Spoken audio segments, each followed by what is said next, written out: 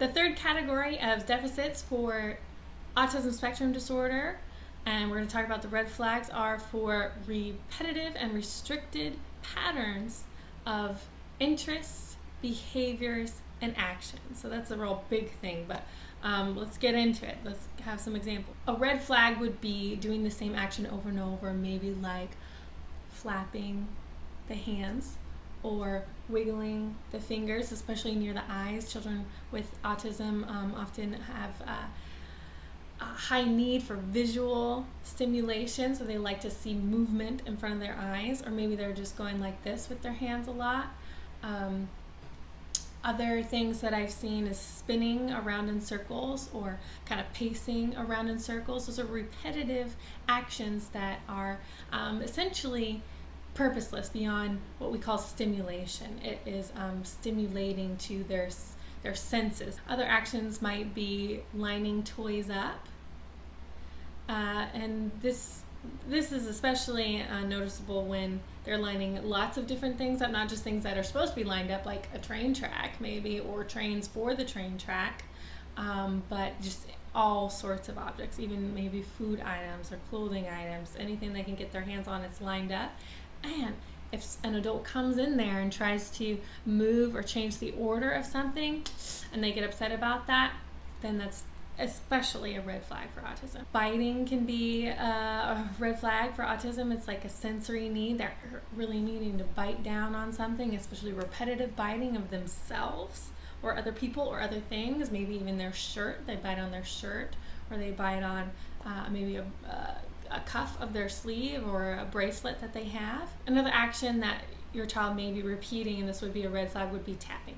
Tapping on themselves, tapping on toys, tapping on floor, objects around them, anything repetitive essentially that they're doing that doesn't have a purpose, and they do kind of compulsively.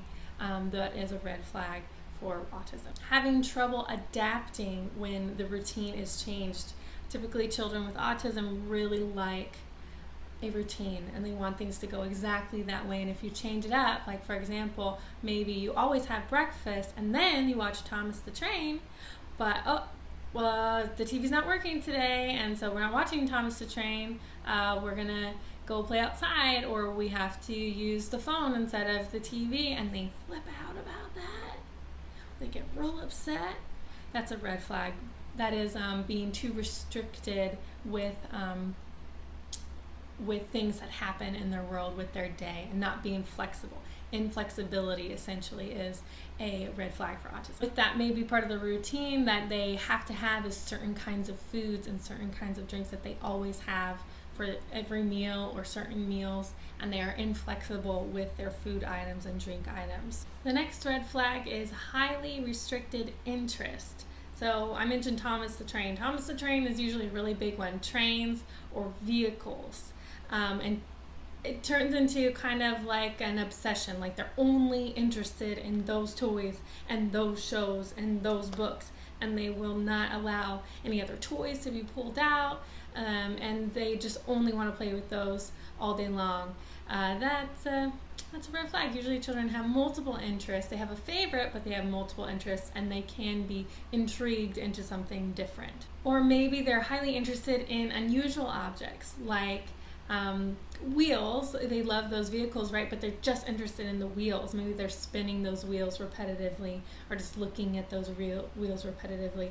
Or they're super interested in like trash that they find on the floor, or fuzz, or like dog hair, or little scraps of things that typically children wouldn't be interested in, but they are very interested in them and very hyper-focused on them. That would be a red flag.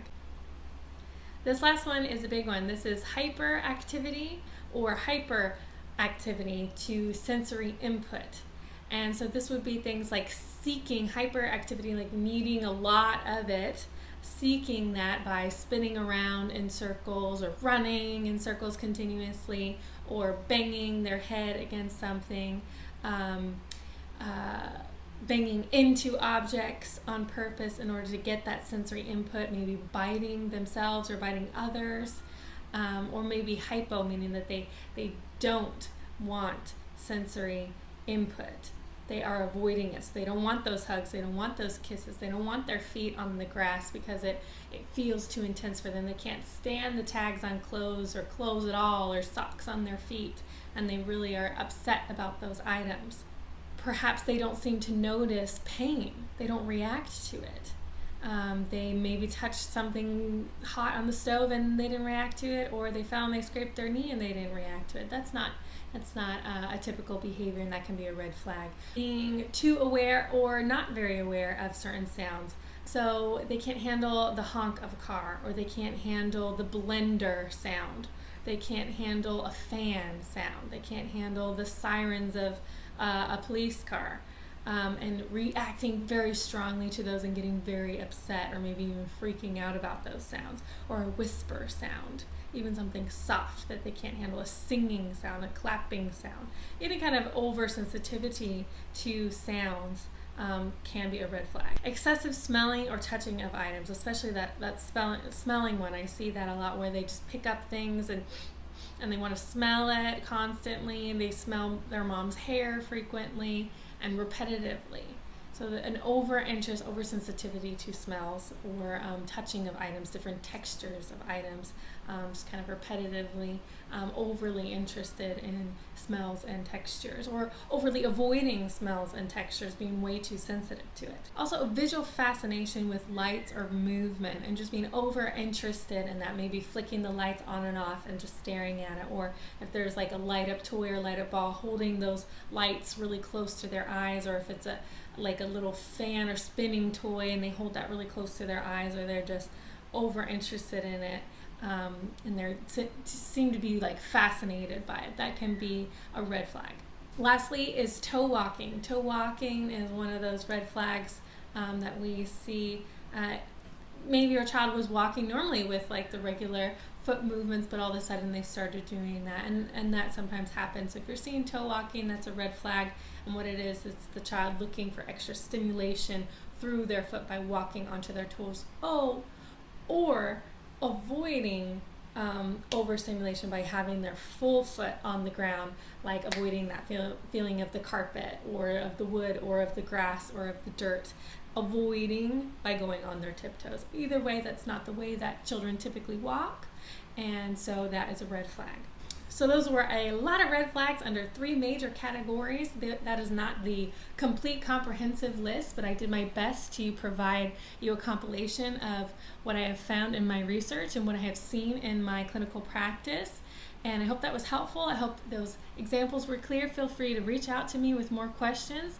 But let's get into now what to do if you are seeing 1, 2, 3, many of these red flags in your child. Then that means that it's time for an evaluation. So what you can do is contact your doctor and express these concerns to him and ask for a referral. And then if at the same time, actually, I would also contact your state agency, and that is something like in California, it's called the Regional Center. And this is all down in this description below, and a link to where you can find the state agency in whatever state that you're in, and you can find just the right contact for that. And you can ask for a developmental evaluation for your child. If your child is above the age of 3 or getting close to turning 3, then you would contact the school district as well. Thanks so much for watching. I'm Kayla from Walkie Talkie Speech Therapy. Tune in next time. Click like, subscribe, and share with someone you know. Thanks so much. Bye-bye.